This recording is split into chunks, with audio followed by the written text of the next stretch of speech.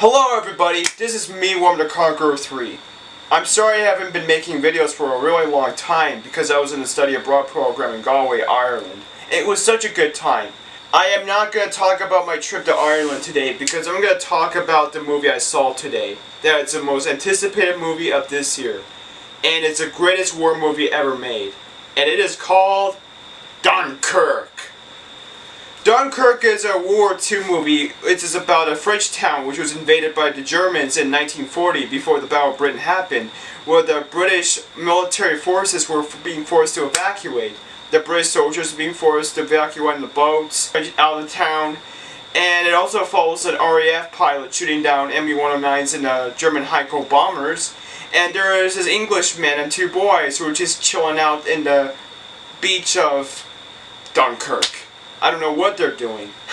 Yeah, so that's the plot, that's the story for Dunkirk.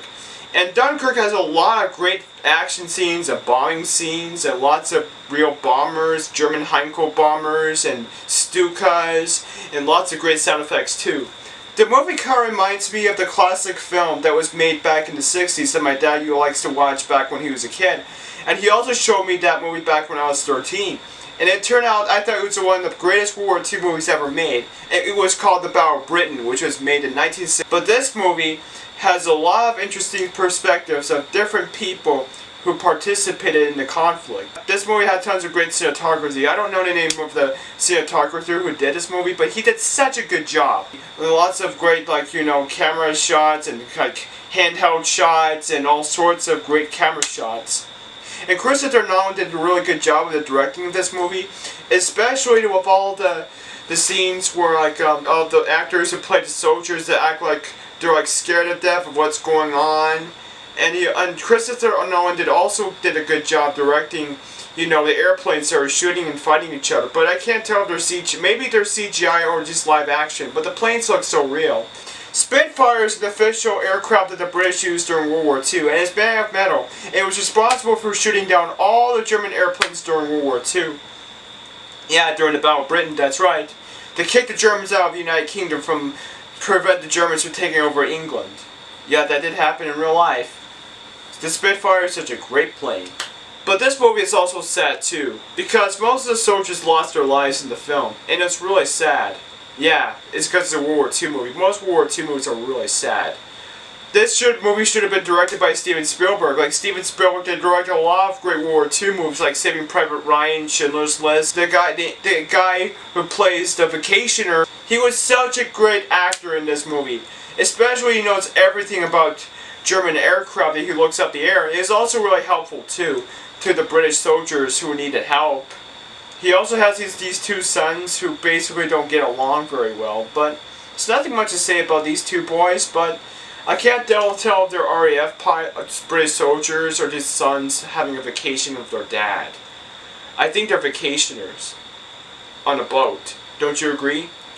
And the movie includes tons of special effects, includes lots of explosion scenes, very realistic explosion scenes. Especially on the Stukas drop a lot of bombs on the beach and drop lots of bombs in the boats. That was a really sad, scary scene where for the one big cargo ship that's delivering all the British soldiers out of Dunkirk to England, it was bombed by the torpedo and the boat sank. That was really scary and sad. I felt sorry for these soldiers who lost their lives in the Battle of Dunkirk. It's such a traumatic battle. World War II is one of the most deadliest conflicts ever in the history of mankind. That's why this movie it's an anti-war movie. It's not supporting war, it's anti-war. But so far, some of the actors in this movie are pretty not known, but I think the actors who played one of the soldiers did a really good job. They look like youngsters that participated in the war. They were mostly innocent and scared and brave to defeat the German soldiers. But this movie didn't even show you German soldiers. They only show you the German airplanes, but not the German soldiers. In most World War II movies, they show you a lot of German soldiers being defeated by the Americans or the Allied forces.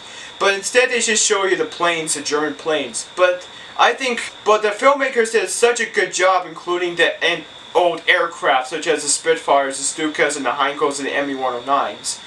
I think they're replicas, or maybe they came from a museum. And this movie must be really expensive to make.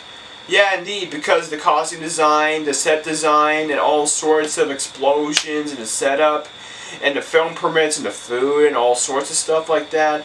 That must be a really expensive movie to make.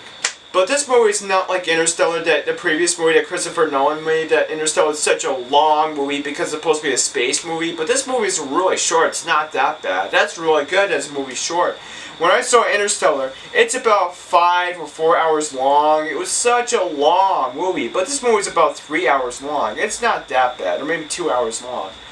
I think it's about 2 hours or 3 hours long because when I saw this movie, it started at 10:30.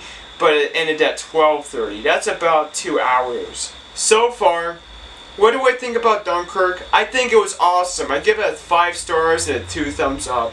Good job, Christopher Nolan, for making such a great World War II masterpiece.